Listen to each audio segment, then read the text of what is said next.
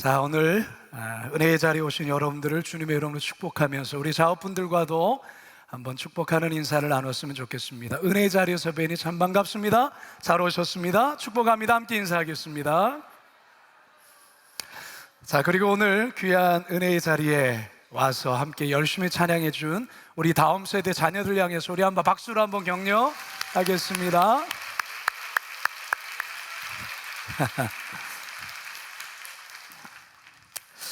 자, 오늘 말씀의 제목 함께 따라하겠습니다. 아브라함과 318명의 용사들. 좀 전에도 말씀드렸지만 우리는 지금 꿈꾸는 다음 세대 교육주간 중 특별 금요 기도회를 갖고 있습니다.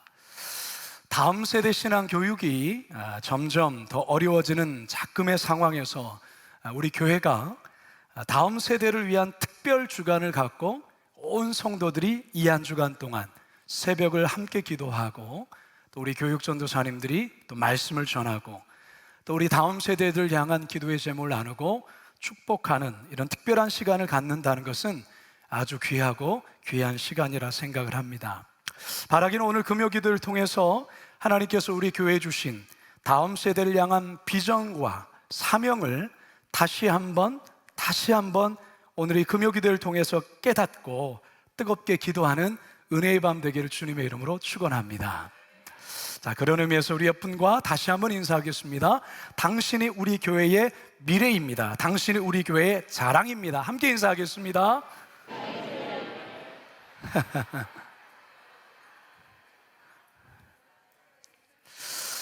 자, 오늘의 설교 제목이 뭐라고요?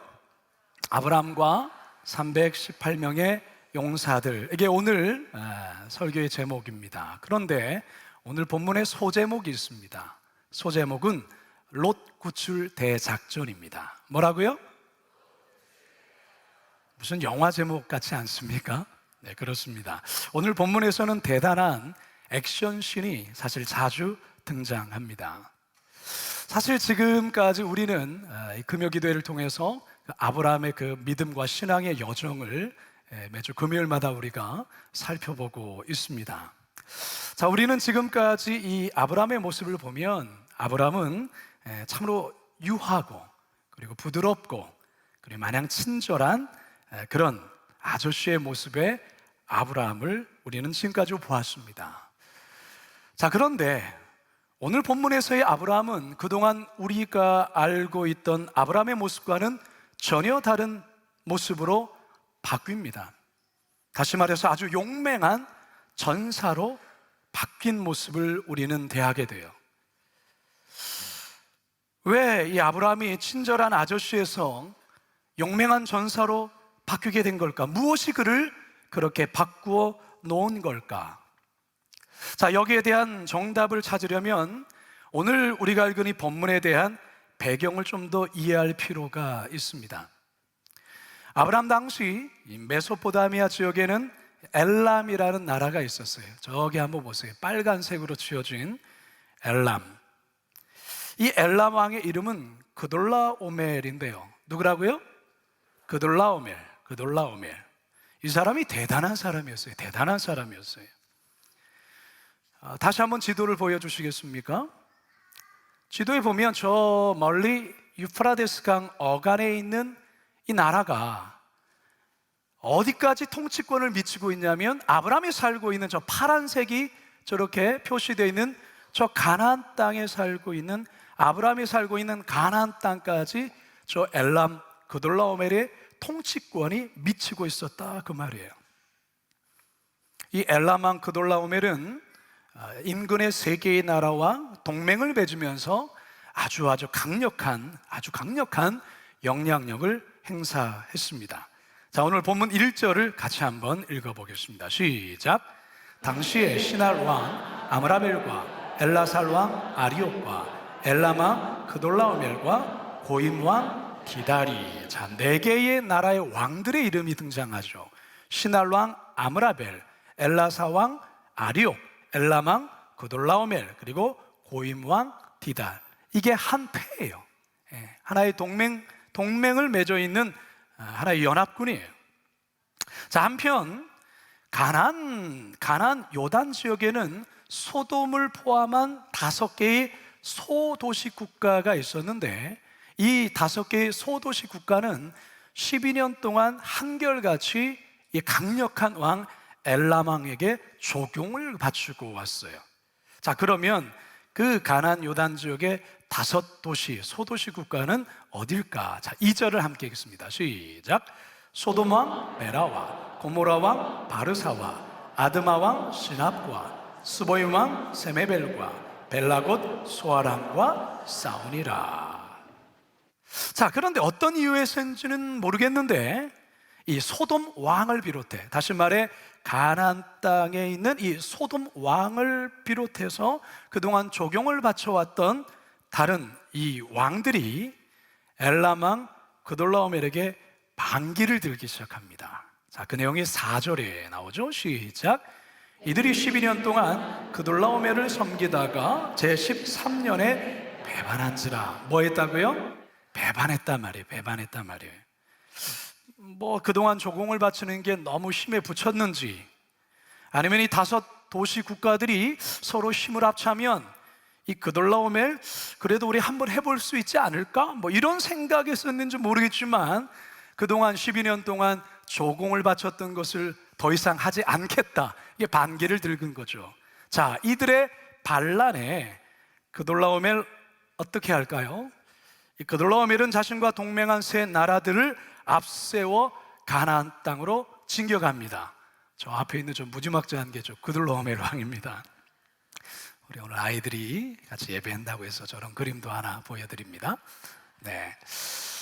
자, 소돔 왕을 비롯한 가나안의 5도시 국가 왕들도 자, 이들의 공격에 철저히 대비를 합니다. 자, 이들은 어떤 전략을 세웠냐면 이 가나안 땅의 지형을 좀 이용을 합니다. 다시 말해서 역청구덩이, 뭐 늪과 같은 그런 역청구덩이가 많은 시딤 골짜기로 이들을 유인해서 이들을 전멸시키려는 그런 전략을 세운 거예요. 자, 그런데 이 엘람 왕과 그와 동맹한 나라들이 너무나도 강력한 거예요. 그들은 가나안 요단 지역에 들어오기 전부터 인근에 있는 족속이란 족속들을 다 초토화시키면서 요단 땅으로 밀고 들어옵니다. 그 무너진 족속들이 본문에 소개되어요. 5절에서 7절입니다. 시작. 제14년에 그돌라오멜과 그와 함께 왕들이 나와서 아스타랏 가느다임에서 르바 족속을, 함에서 스스 족속을, 사웨기다랴임에서 엠 족속을 치고 호리 족속을 그 산 세일에서 쳐서 광야 근방 엘바란까지 이르렀으며 그들이 돌이켜 엠미스밭 곧 가데스에 이르러 아말렉 족속의 온 땅과 하사산 다말에 사는 아모리 족속을 친지라. 자, 이 내용이 이 지도에 이렇게 그려져 나오죠. 지도를 보여주시죠. 그 다음, 예, 이렇게 족속들을 다 뭐 초토화를 시키면서 이 소돔 왕 또 그 5 소도시 연합군을 이제 전멸시키려고 내려오는 거예요. 누가 이 막강한 그돌라오멜을 당해낼 수가 있겠습니까? 그만 보여주셔도 됩니다. 뿐만 아니라 소돔 왕이 세운 전략이 이 그돌라오멜에게 쉽게 읽혀지면서 오히려 자국 병사들이 역청구덩이에 빠져 죽는 그런 불상사가 벌어졌어요. 결국 소돔을 포함한 5도시 왕들은 그야말로 대패하고 맙니다. 그리고 주민들 모두는 포로가 되어서 잡혀갑니다. 자, 여러분, 이 포로 가운데 누가 있을까요? 우리가 잘 아는 롯과 그의 가족들이 끼어 있습니다. 다 같이 10절에서 12절 시작. 시딤 골짜기에는 역청구덩이가 많은지라 소돔 왕과 고모라 왕이 달아날 때에 그들이 거기 빠지고 그 나머지는 산으로 도망하며 내 왕이 소돔과 고모라의 모든 재물과 양식을 빼앗아가고 소돔에 거주하는 아브라함의 조카 롯도라 사잡고 그 재물까지 노략하여 갔더라. 자, 사랑하는 성도 여러분, 우리가 지난 본문에서 롯이 아브라함을 떠나 요단 지역인 소돔으로 향한 이유가 무엇이었습니까? 그곳은 기름지고 물이 넉넉해 여호와의 동산 같고 심지어 애굽 땅과 같았기 때문이라 했습니다. 다시 말해서 그곳에 가면 더 이상의 고생은 없고 머지않아 부자가 될 것이라고 롯은 판단했던 것입니다. 정말 그렇습니까? 물론 땅이나 환경은 아브라함과 함께 있을 때보다는 비교할 수 없을 정도로 좋았지요. 하지만 그가 머물게 되어진 이 요단 지역의 지금 국제 정세가 어떻습니까? 너무나도 불안합니다. 그돌라오멜에게 12년째 조공을 바치는 그런 형국이었어요. 롯은 이것을 보지 못했고 이것을 인지하지 못했죠. 그저 자기가 보기 좋은 그런 환경, 물이 넉넉한 것, 목초지가 푸른 것, 그것만 보면서 이곳 요단으로 이사해 온 거예요. 그런데 그 결과가 어떻습니까? 전쟁이 일어나 롯의 모든 재물, 모든 재산 다 빼앗기고 자신과 자신의 가족 모두가 포로로 잡혀가는 그야말로 비참한 신세가 되고 맙니다. 누가요? 롯이. 우리에게 무엇을 말하는 걸까요? 우리가 지난 주에 있는 말씀을 우리가 떠올려 볼 때, 오늘의 이 본문을 통해서, 이 롯의 모습을 통해서 하나님께서 우리에게 들려주신 음성이 무엇이겠습니까? 뭘 보느냐라는 거예요. 지금 당장에 지금 내가 보고 싶은 그것이 아니라 하나님이 우리를 통해서 보게 하시는 그것을 보는 것, 그게 바로 하나님의 사람이라는 것이죠. 어쨌든 오늘 이 본문에서의 롯은 그야말로 비참한 모습으로 포로가 되어서 끌려갑니다.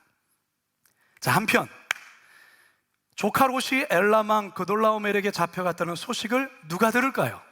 아브라함이 듣습니다. 자, 13절 상반절 함께 읽습니다. 시작. 도망한 자가 와서 이브리 사람 아브라함에게 알리니 그때 아브라함이 아모리 족속 마므레의 상수리 스풀의 근처에 거주하였더라. 자, 아브라함이 조카 롯과 함께 그 인근에 있는 많은 사람들이 포로로 끌려갔다는 소식을 듣게 됩니다. 자, 그렇자 이 순간부터 아브라함은 친절한 아저씨에서 그야말로 용맹한 전사로 돌변합니다. 아브라함은 자신의 집에서 평소에 훈련시켰고 무장한 318명의 종을 거느리고 적들의 뒤를 밟기 시작합니다. 몇 날 며칠을 쉬지 않고 뒤쫓은 결과 이스라엘의 최북단에 위치한 단에서 술판을 벌이고 승리에 도취된 이 적군을 발견하게 된 것이죠. 자, 이제부터 아브라함과 318명의 용사들의 롯 구출 대작전이 펼쳐집니다.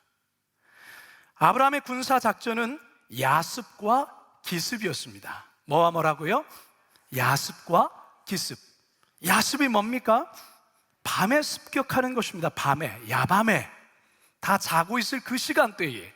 기습이 뭡니까? 예상치 못하게 급습하는 것입니다. 밤이 깊어지자 적의 병사들의 술에 취해서 하나 둘 골아 떨어지기 시작했습니다. 바로 이때 아브라함의 신호에 따라 318명의 용사들이 일제히 기습작전을 펼칩니다. 그러자 적들이 혼비백산하며 도망치기 시작하죠. 아브라함과 318명의 용사들은 이들의 뒤를 쫓는데 다메섹의 호바까지 쫓아가서 적들을 완전히 섬멸합니다. 그리고 모든 재물과 포로로 끌려간 인질들을 구출해 옵니다. 자, 15절에서 16절입니다. 시작. 그와 그의 가신들이 나뉘어 밤에 그들을 쳐 부수고 다메섹 왼편 호바까지 쫓아가 모든 빼앗겼던 재물과 자기의 조카 롯과 그의 재물과 또 부녀와 친척을 다 찾아왔더라. 롯 구출 대작전이 성공했습니까? 실패했습니까? 성공했어요. 자, 이 지도를 한번 보여주시죠. 저 북쪽에 있는 이 다메섹 그 너머에 호바까지 쫓아가서 적을 무찌른 바로 그런 지도입니다. 그야말로 통쾌, 상쾌, 유쾌한 승리가 아닐 수 없어요. 당대 가장 강력한 왕 엘람 왕 그돌라오멜, 그와 동맹한 어느 누구도 감히 상대할 수 없는 그 왕들을 이 아브라함이 318명의 용사들과 함께 그들을 완전히 전멸시킨 겁니다. 그리고 롯과 모든 주민들, 그리고 빼앗겼던 재물까지 모두 찾아왔습니다. 할렐루야. 얼마 되지 않은 이야기예요. 지난 4월에 있었던 이야기입니다. 아프리카 수단에서 정부군과 반정부군 사이에 치열한 내전이 일어났습니다. 이 짧은 기간 동안 200명이 죽었어요. 수단의 수도 하루툼에서 밤낮으로 총과 폭탄이 쉴 새 없이 쏟아지자 우리 교민들의 안전에 큰 위험이 발생했습니다. 우리 정부는 급히 이 수단에 육군과 공군 특수부대 병력을 태운 공군 수송기와 공중 구조기를 파견했고, 소말리아 해역에 주둔한 청해 부대에 구축한 충무공 이순신함도 수단 인근 해역으로 향했습니다. 그리고 28명의 교민을 구출하기 위한 손에 땀을 쥐는 프라미스 작전이 개시됩니다. 프라미스 작전. 공군 수송기인 슈퍼 허큘리스는 21일 육군과 공군의 최정예 요원들을 태우고 서울공항을 이륙했습니다. 같은 시각 수단 교민 28명은 수도 하루툼 중심부에 있는 한국 대사관에 모이기 시작했어요. 하지만 이곳은 교전이 가장 치열한 곳이었기 때문에 대사관도 안전을 장담할 수 없었던 것이죠. 그 사이에 수송기가 하루툼 공항에 도착했습니다. 하지만 공항이 파괴되면서 비행기 착륙이 쉽지가 않게 된 겁니다. 결국 교민들을 육로를 통해 항구 도시인 포트수단까지 이동시키는 작전을 바꾸게 됩니다. 4월 23일 교민 28명은 태운 버스가 포트수단으로 출발했습니다. 포트수단까지는 최단 경로는 850km 정도라고 해요. 그러나 끊임없는 교전이 일어났기 때문에 굉장히 위험하게 되었습니다. 그래서 조금 멀지만 안전한 경로 1170km를 달려서 드디어 포트수단에 도착했습니다. 24일 9시 30분 대기 중이던 수송기 C-130을 타고 교민들은 사우디아라비아 제다로 이동했고요. 그리고 다시 시그너스 수송기를 갈아탄 뒤 오후 4시쯤 서울공항에 이렇게 모두가 도착하게 됩니다. 교민들의 말에 의하면 이 수단 대사인 남궁 대사의 위험을 무릅쓴 노력이 굉장히 주요했다고 말해요. 남궁 대사는 탈출 3일 전부터 교민을 일일이 찾아 차량에 태워 대사관으로 집결시켰습니다. 한국 대사관 인근에서 격전이 벌어져 집안으로 총알이 날라오고 탄피가 날아들었기 때문에, 그리고 전기와 수도가 끊겨지는 그런 어려움도 있었지만 결국은 대한민국 정부와 군의 긴밀한 협력 속에 이들 모두가 무사히 한국으로 귀환하게 된 것입니다. 그래서 저기 화면에 보시면 프라미스 작전 성공 기념이라고 현수막을 펼쳐서 그 작전의 성공을 모두가 기뻐하고 있습니다. 여러분, 우리나라 대단하지 않습니까? 우리나라 국군 정말 자랑스럽지 않습니까? 별로 자랑스럽지 않습니까? 목숨 걸고 작전을 수행한 모든 분들께 우리 한번 박수로 한번 격려합시다.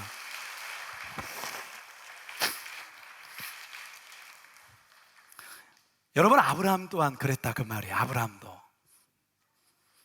아브라함이 정말 대단한 일을 해냈어요. 어쩌면 대단히 무모한 일이 아닐 수 없죠.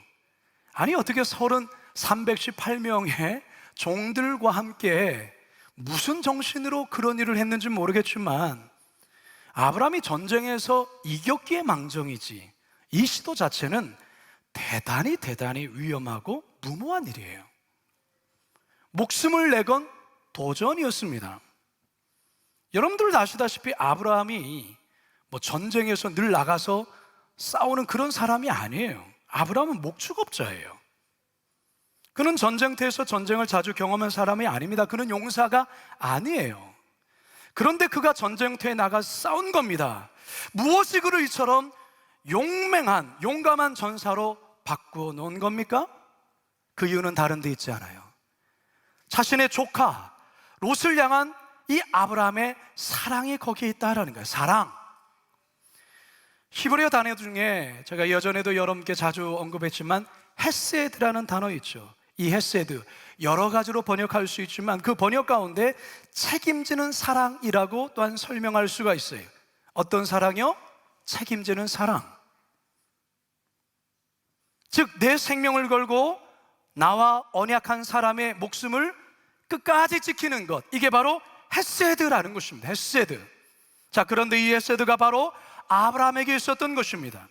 아브라함은 조카 롯이 포로로 잡혀갔다는 소식에 그 마음에서 헤세드가 발동한 거예요. 헤세드가 결국 이 헤세드로 무모해 보이지만, 무모해 보이는 이 전쟁에 318명의 종들을 이끌고 나가서 결국 롯과 그의 모든 가족들, 온 재산을 다시 찾아온 것입니다. 할렐루야. 저는 이 밤에 다음 세대를 향해 이 헤세드, 책임지는 사랑이 우리 성도들 모두에게 있기를 주님의 이름으로 축원합니다. 특별히 다음 세대를 책임지고 있는 교육부 교육자들과 선생님들에게 더욱더 강하게 발동되기를 주님의 이름으로 축원합니다. 지금 한국교회는 다음 세대 신앙과 관련해서 대단히 큰 어려움에 직면해 있습니다. 마치 그돌라오멜이 연합군을 형성해서 가나안을 향해서 진군해 오면서 모든 족속들을 다 초토화시키는 것과 같이 지금 이 시대의 다음 세대의 신앙은 그렇게 초토화되고 있다는 것입니다. 어제 예수마음 중보기도학교 강의에서 다음 세대에 대해 강의를 같이 나눴어요. 오늘날 사단의 중심의 타겟은 다름 아닌 다음 세대. 우리 기성세대가 아니에요. 여러분들은 코로나가 오고 코로나 할아버지가 와도 여러분 교회에 모이기를 애쓰고 어떻든 여러분의 신앙은 지키기에 여러분들의 생명 거신 분이잖아요. 그러나 다음 세대는 그렇지 않아요. 그렇기 때문에 오늘날 사단의 중심 타겟은 여러분들보다는 우리의 자녀들 세대라는 것이에요. 다음 세대. 왜요? 우리 다음 세대를 다른 세대로 변질시키는 데 있다는 거예요. 사사기 말씀대로 다음 세대를 다른 세대로 변질시키는데 모든 총력을 기울이는 게 바로 사단의 전략이라는 것이죠. 왜요? 다음 세대가 다른 세대로 변질되면 사단은 자신이 원하는 세상을 얼마든지 만들 수 있기 때문에 그렇습니다. 그 세상이 어떤 세상이냐? 사사기에 그대로 나와 있어요. 사사기 2장 11절에서 13절입니다. 시작.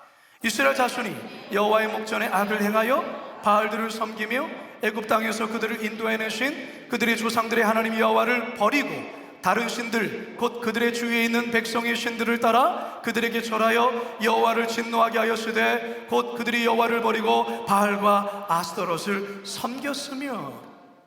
모세가 피를 토하면서 그들에게 강조하고 요구한 것이 무엇입니까? 너희들이 가나안 땅에 들어가면 절대로 우상 숭배하면 안 된다. 그것을 신명기의 말씀을 통해서 이야기하고 또 이야기했었던 것이죠. 그런데 얼마 지나지 않아서 바로 모세가 우려했던, 여호수아가 우려했던 그런 세상이 바로 이스라엘 가운데에 펼쳐지고 있더라는 것이죠. 가나안 땅의 문화는 어떤 문화입니까? 가나안 땅에서 숭배하는 바알과 아스타롯은 어떤 우상입니까? 쾌락과 풍족의 신이에요. 쾌락의 신이에요. 풍요의 신이에요. 지금 바알과 이 아스타롯의 이 쾌락과 풍요는 오늘날 이 시대 가운데도 여전히 역사하고 있는 우상이라는 것이죠. 성공만 한다면, 풍요만 되어진다면, 쾌락이 주어진다면 하나님 보지 않은 거예요. 하나님은 불편해요. 하나님 섬기는 것은 마음이 답답해요. 자유가 잃어버리는 것 같아요. 오히려 바알과 세상의 신은 우리를 만족시켜줘요. 여호수아가 생전했던 여호수아 세대는 가나안 정복 전쟁이라는 역사적인 사명을 위해 헌신하고 그것을 이루었던 세대였습니다. 하나님의 일하심을 직접 보고 체험한 체험적 신앙의 세대였어요. 하나님을 섬기며 순종했던 믿음의 세대였습니다. 어떤 세대가요? 여호수아 세대가. 여호수아와 하나님의 일하심을 보았던 그들이 살았을 때의 시대는 바로 이런 세대였다라는 것이죠. 그런데 이 같은 여호수아 세대의 좋은 신앙을 다음 세대로 이어주지 못하자 다음 세대는 아주 빠르게 가나안 문화에 동화되면서 다음 세대는 다른 세대로 변질되어 버렸어요.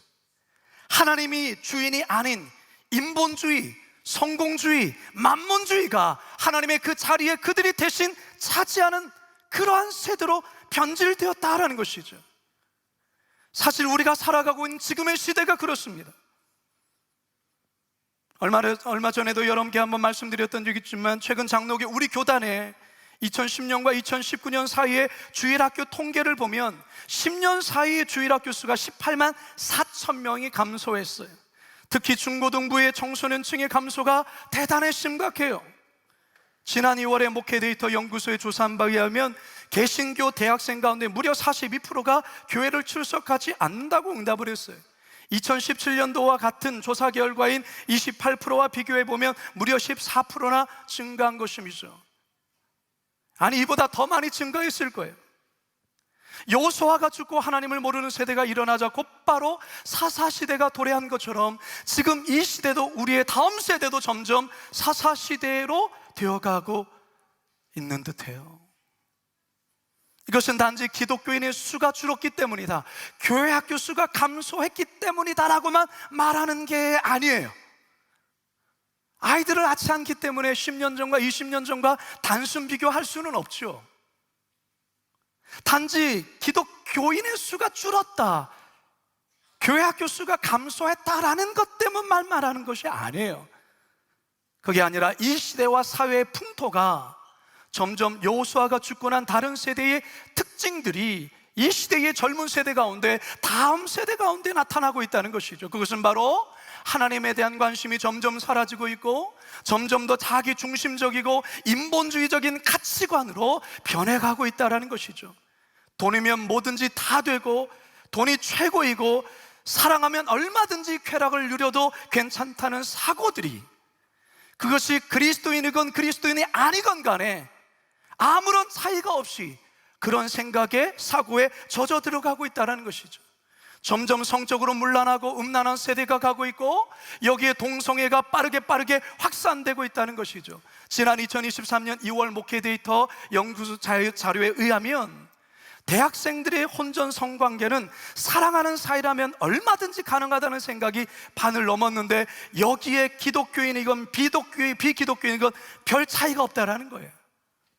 실제로 개신교 대학생의 성관계 경험률이 39%였고 비기독교인을 포함한 전체 대학생의 경험률인 41%와 거의 비슷하다는 거예요. 더욱이 동성애와 관련해서 대단히 개방적이고 수용적인 태도를 가지고 있는 것을 확인할 수 있어요. 주변에 동성애 친구나 지인이 있는지에 대한 질문에 2012년, 지금으로부터 10년 전에는 7%가 그렇다라고 대답했는데 2022년도에는 28%가 그렇다라고 크게 증가했어요.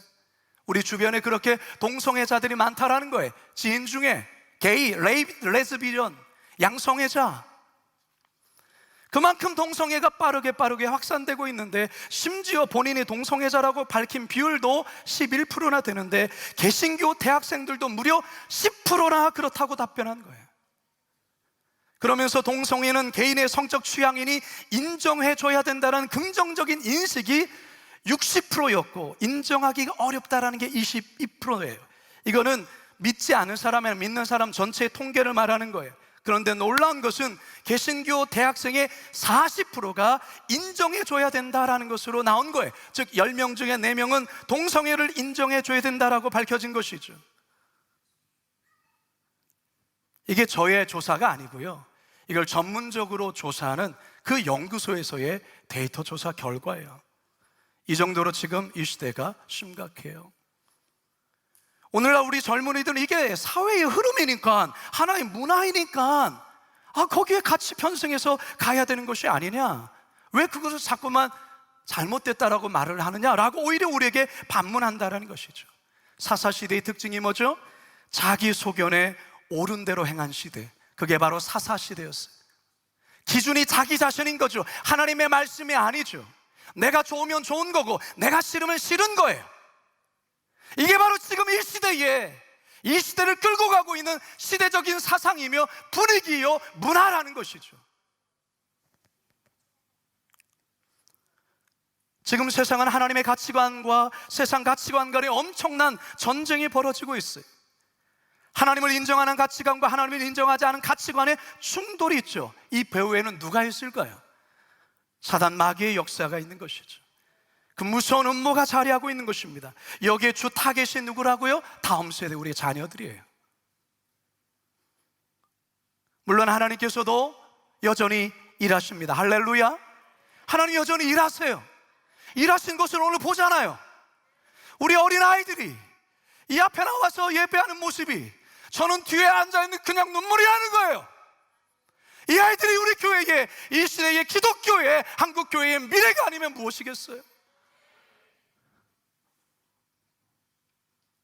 오늘날 가정마다 많은 기도 제목 중에 하나는 우리 자녀가 고등학교 때까지는 교회를 다녔는데, 중학교 때까지는 교회를 다녔는데 대학생이 되면서부터 전혀 신앙생활하지 않는다라는 그런 가정들이 너무 많아요. 뭐 중직자건 목회자건. 사랑하는 성도 여러분, 오늘 하나님께서 이 시대의 모습을 우리에게 말씀하시고 오늘 이 밤에 우리에게 도전하는 것은 무엇입니까? 절망입니까? 아니에요. 반대예요. 소망이라는 것이죠. 그 근거가 무엇이죠? 오늘 이 아브라함을 통해서 하나님 우리에게 말씀하고 있는 거예요. 이 시대의 아브라함과 318명의 용사들을 우리 하나님께서 예비하시고 준비하시고 마련해 두셨다라는 것이죠. 또한 우리에게 하나님께서 요구하신 것이 무엇입니까? 너희가 이 시대의 기성세대는 아브라함이 되고 다음 세대의 318명의 용사들을 세우라는 것입니다. 세우라는 것입니다.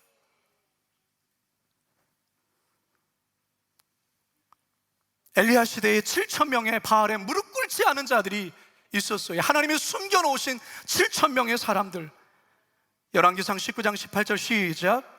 그러나 내가 이스라엘 가운데에 7,000명을 남기리니 다 바알에게 무릎을 꿇지 아니하고 다 바알에게 입 맞추지 아니한 자니라. 사랑하는 여러분, 우리 교회가 뭘 해야 됩니까? 우리 교회는 건강한 교회입니다. 우리 교회는 짧은 시간 동안 급성장한 교회이고 개혁하는 교회요, 건강한 교회로 한국교회의 소문난 교회입니다. 그런데 여러분, 그게 단지 과거로만 끝난다면 무슨 의미가 있겠어요? 중요한 것은 현재요, 더 중요한 것은 내일, 미래라는 것이죠. 그것이 한때 우리 교회가 그랬더래, 우리 교회에 폭발적인 성장이 있었더래, 많이 모였더래, 성도들이 좋았더래, 그게 무슨 의미가 있습니까? 중요한 것은 그 아름다운 믿음의 유산이 우리에게, 그리고 우리의 이 아름다운 문화 유산이 우리의 다음 세대로 연결되어서 우리 부모의 세대보다 더 멋진 교회를 만들어내는 것, 이게 우리 교회가 꿈꿔야 될 비전이 아니겠습니까? 저는 이번 한 주간 동안 꿈꾸는 다음 세대 교육 주간을 보내면서 우리 교육부의 전도사님들 새벽마다 말씀 전하시고, 물론 그냥 아동틱한 목소리요, 그냥 아이들을 대하는 듯한 그런 분위기의 설교였어요. 그러나 그게 왜 은혜가 됩니까? 말을 참 잘해서, 내용을 아주 탁월하게 해서? 아니에요. 우리 전도사님 그런 마음으로 우리 다음 세대를 책임지고 목숨 걸고 그 사명 감당하신 우리 전도사님이 이 새벽을 깨워서 말씀을 전해주셨기에 그게 은혜가 되는 거예요. 새벽마다 말씀 전하고 온 성도들이 함께 다음 세대를 위해 기도하는 참 의미 있는 시간이었어요. 그런 의미에서 우리 성도님들, 여러분들이 이 시대의 아브라함과 그리고 318명의 용사들을 길러주시기 바랍니다. 우리 교회가 해야 될 역할이에요. 우리 교회가 생명 걸고 목숨 걸고, 오늘 이 빛가득 금요교대에 모이신 우리 많은 장로님들, 또 안수 집사님들, 우리 권사님들, 또 우리 서리 집사님들, 우리 성도님들, 또 우리 교육자들, 오늘 이 말씀 앞에서 다시 한번 우리 자신을 비춰보고 또 우리 교회를 비춰보면서 하나님, 우리 교회에 이 아브라함과 318명의 용사들이 세워지게 하여 주시옵소서. 아브라함은 저가 되게 하시고 318명의 이 용사들은 우리의 다음 세대가 되게 하여 주옵소서. 무엇보다도 우리 교사들이 바로 어찌 보면 더 그 중심에서의 이 318명의 용사들을 길러내는 바로 그런 자들이다라는 것입니다. 그렇기 때문에 우리 선생님들을 격려해 주셔야 됩니다. 우리 교육전사님들을 격려해 주셔야 되고요, 이를 위해서 수고하시는 우리 부장님들, 우리 우리 많은 분들, 섬기시는 분들을 축복하고 격려해 주셔야 됩니다. 더불어서 우리 성도님들이 이 시대에 이 318명의 용사들을 길러내는 여러분 교사가 되어 주시기를 부탁드리겠습니다.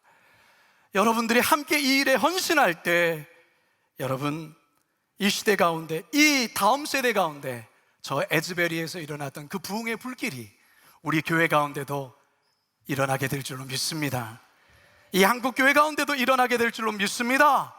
그러한 놀라운 부흥의 세대, 놀라운 믿음의 다음 세대를 일으키는 거룩한 비광성교회, 이 시대의 아브라함과 318명의 용사들 다 되시기를 주님의 이름으로 축원합니다.